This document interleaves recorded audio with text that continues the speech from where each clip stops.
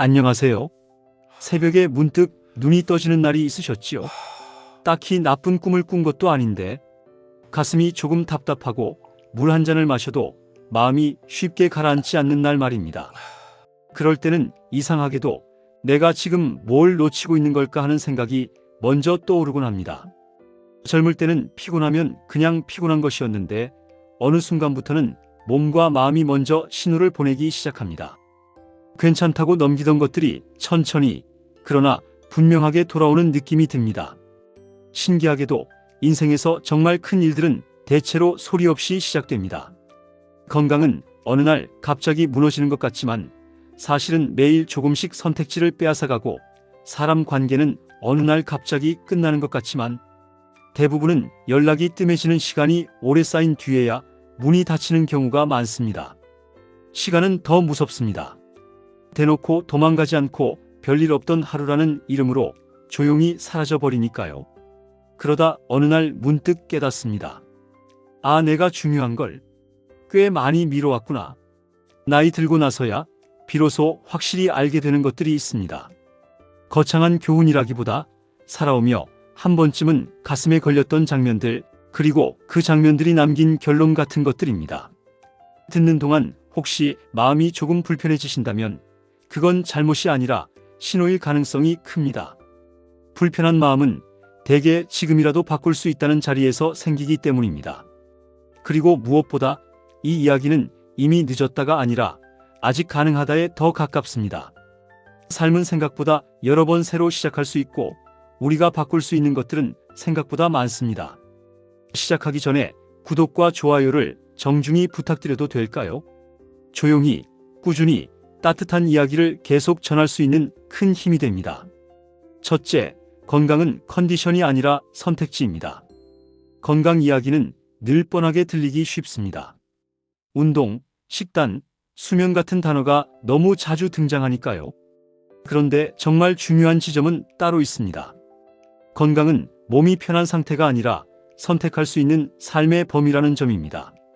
건강이 흔들리면 하고 싶은 일이 줄어드는 정도가 아니라 하고 싶다는 마음 자체가 점점 움츠러듭니다. 약속도 미루게 되고 모임도 부담스러워지고 여행은 물론이고 일상적인 외출조차도 계산을 하게 됩니다. 오늘은 괜찮을까? 내일은 무리일까? 같은 질문이 늘 앞서게 되지요. 제가 이 말을 더 확실히 이해하게 된 건 어느 대학병원 재활의학과 교수님의 강의에서였습니다. 교수님이 진료실에서 반복해서 보셨다는 장면을 들려주셨는데요. 겉으로는 그냥 조금 불편합니다라고 말씀하시던 환자분들이 실제로는 삶의 반경이 이미 많이 줄어든 상태로 오신다는 이야기였습니다. 병이 무섭다기보다 이동이 줄고 만남이 줄고 시도 자체가 줄어드는 과정이 무섭다고요. 교수님이 하신 표현이 참 인상 깊었습니다. 통증은 참으실 수 있어도 자유를 잃는 건 참기 어렵습니다. 강의에서 또 하나 기억나는 말씀이 있습니다. 교수님은 아프지 않기 위해서가 아니라 내가 하고 싶은 걸 하기 위해서 건강을 돌보셔야 한다고 하셨습니다. 예를 들어 손주 손을 잡고 공원을 한 바퀴 걷는 것, 동네 시장을 다녀오고도 피로가 과하지 않은 것, 좋아하는 사람을 만나러 가는 길이 부담스럽지 않은 것. 이런 것들이 바로 건강이 주는 선물이고 그 선물이 줄어들 때 우리가 느끼는 상실감은 생각보다 큽니다. 또 한 번은 노년 건강을 다루는 의과대학 교수님의 공개 강연에서 들은 사례가 있습니다. 한 어르신이 무릎이 좀 시큰거린다는 이유로 병원 방문을 계속 미루셨는데 어느 날 시장 계단 앞에서 멈칫하시는 순간을 겪고 나서야 아, 내 삶이 좁아지고 있구나를 느끼셨다고 합니다. 그때 어르신이 하셨던 말이 강의 속에서 전해졌습니다. 아픈 건 참을 수 있는데 내가 내 마음대로 못 움직이게 되는 게 제일 서럽더라. 건강은 결국 통증의 문제가 아니라 자유의 문제라는 것을 그 한 문장이 보여주었습니다. 그래서 건강은 큰 결심으로 바꾸기보다 아주 작게 시작하시는 편이 오래갑니다. 오늘부터 완벽하게가 아니라 오늘 10분만이 훨씬 현실적입니다. 10분 걷기, 10분 스트레칭, 10분 일찍 눕기 같은 작은 변화는 겉보기엔 사소하지만 삶의 방향을 조금씩 회복시킵니다. 무엇보다 중요한 건 괜찮겠지라는 말로 몸의 신호를 무시하지 않는 것입니다. 몸은 늘 정직하게 말합니다. 다만 우리가 듣지 않을 뿐이지요. 건강은 어느 날 갑자기 무너지는 것이 아니라 대개는 오래전부터 조용히 경고를 보내왔던 결과입니다. 그 신호를 오늘 하루만이라도 조금 더 친절하게 받아주시면 좋겠습니다. 여기서 한 가지를 더 덧붙이면 건강을 지키는 일은 의지의 문제가 아니라 환경의 문제이기도 합니다. 의지가 강한 날도 있지만 약한 날도 있으니까요. 그래서 가능한 범위에서 내가 건강을 지킬 수 있는 환경을 만들어두는 것이 좋습니다. 예를 들어 실내에서 가벼운 체조를 할 수 있도록 의자를 한쪽에 비워두는 것, 밖에 나갈 때는 엘리베이터를 타더라도 집 앞 골목을 한 번 더 도는 것, 저녁에는 화면을 오래 보지 않기 위해 휴대폰을 침대와 조금 떨어진 곳에 두는 것. 이런 사소한 환경 변화가 나중에는 건강을 지키는 아주 큰 힘이 되어줍니다. 둘째, 시간은 돈이 아니라 방향입니다. 시간이란 참 특이합니다. 있을 땐 잘 모르겠고 지나고 나면 왜 그렇게 빨랐는지 이해가 안 됩니다. 돈은 잃어도 다시 벌 수 있습니다. 물건은 다시 살 수 있고 기회도 때때로 다시 오기도 합니다. 그러나 시간은 단 한 번도 되돌릴 수 없습니다. 더 무서운 점은 시간이 사라지는 느낌이 뚜렷하지 않다는 것입니다. 바쁜 하루를 보내고 나면 어느새 한 달이 지나 있고 계절이 바뀌고 사람의 표정이 달라져 있습니다. 심리학 교수님이 말씀하시기를 사람은 시간이 부족해서 중요한 일을 못하는 게 아니라 중요한 일일수록 틈에 넣어두기 때문에 못하게 되는 경우가 많다고 하셨습니다. 언젠가라는 말은 편하지만 그 편안함 때문에 더 쉽게 미뤄진다는 것이지요. 특히 관계는 그렇습니다. 언젠가 연락드려야지 하고 마음에만 담아두다 보면 어느새 계절이 지나고 서로의 일상이 바뀌어 버립니다. 가까운 지인이 여러 번 언제 밥 한번 하시지요 하고 연락을 했는데 그때마다 요즘 바빠서요 다음에요로 미루다가 결국 제대로 인사를 못한 채 멀어지게 된 이야기였습니다. 바빠서 못 만난 게 아니라 마음으로는 소중하다고 생각하면서도 일정표에서는 계속 뒤로 미뤄두었던 것입니다. 마음은 중요하다고 말했는데 시간은 그 말을 증명하지 못했지요. 시간은 말보다 솔직합니다. 우리가 무엇을 소중히 여기는지 우리의 일정표가 그대로 보여줍니다. 그래서 시간을 지키는 가장 좋은 방법은 의지를 믿는 것이 아니라 중요한 것을 먼저 구체적으로 잡아두는 것입니다. 언제 한번 보지요는 실제로는 약속이 아닙니다. 다음 주 수요일 저녁 7시에 뵙지요가 약속입니다. 건강도 그렇고 관계도 그렇고 인생에서 중요한 것들은 대개 틈에 넣어두면 영영 오지 않습니다. 틈은 바쁜 날에는 생기지 않으니까요. 여기에 하나 더 보태고 싶은 말이 있습니다. 우리는 시간을 아낀다고 생각하면서도 사실은 시간을 소모하는 경우가 많습니다. 텔레비전이나 휴대폰이 나쁘다는 뜻이 아닙니다. 다만 의식하지 않으면 우리의 시간은 내가 선택한 것이 아니라 나를 끌고 간 것이 되기 쉽습니다. 그래서 하루의 어느 순간만큼은 아주 짧더라도 내가 주도하는 시간을 확보하시면 좋겠습니다. 차 한 잔을 마시며 오늘 하루를 정리하는 5분, 조용히 창밖을 보며 숨을 고르는 3분, 그날의 감정을 한 줄 적어보는 2분. 이런 시간들이 쌓이면 삶이 흐르는 대로가 아니라 내가 잡는 대로로 바뀝니다. 또 하나, 시간은 쌓아두는 법도 중요하지만 정리하는 법도 중요하다고들 합니다. 일정표를 채우기 전에 먼저 비워야 오래 갑니다.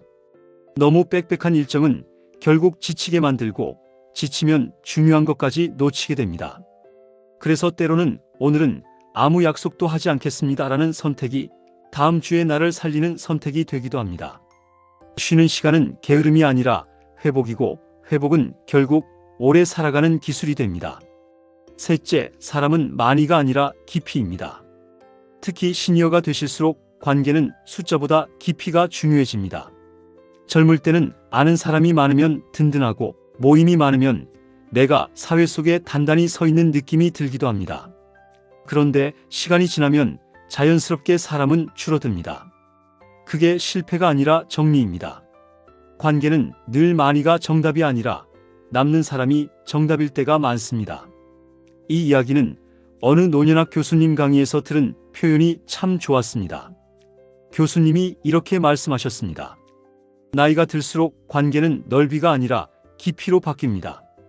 연락처의 숫자가 아니라 마음에 남는 얼굴이 중요해집니다. 그리고 이어서 이런 말씀도 덧붙이셨습니다. 깊은 관계는 거창한 친절로 만들어지지 않습니다.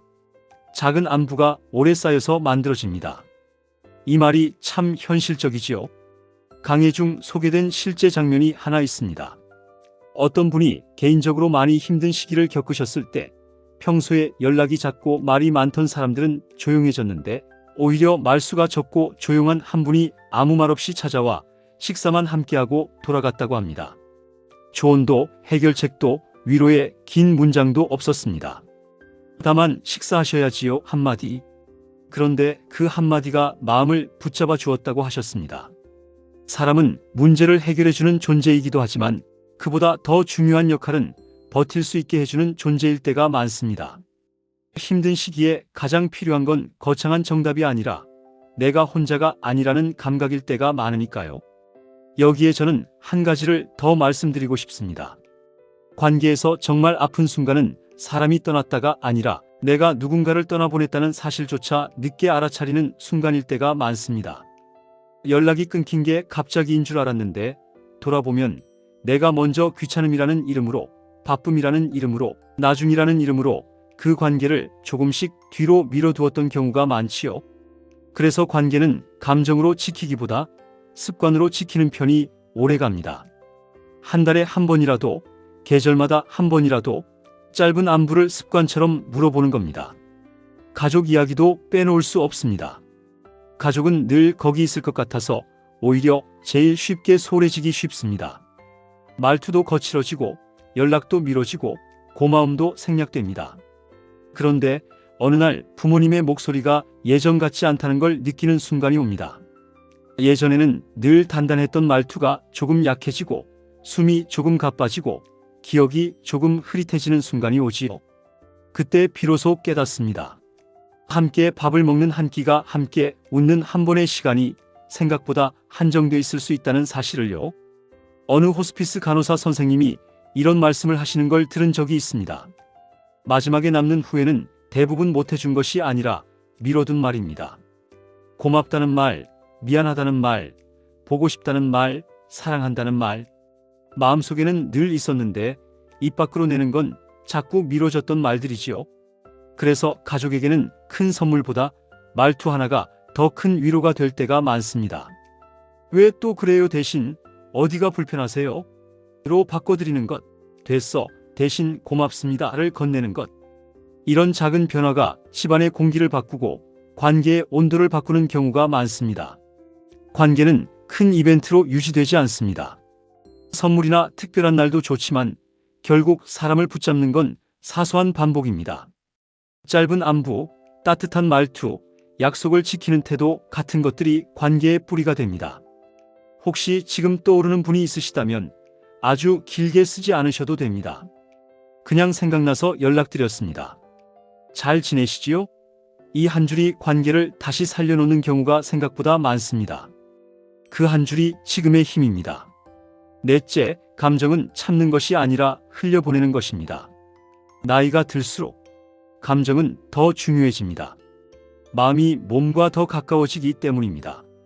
젊을 때는 감정을 눌러도 버틸 수 있는 체력이 있었지만 시간이 지나면 감정은 몸으로 옮겨 앉습니다.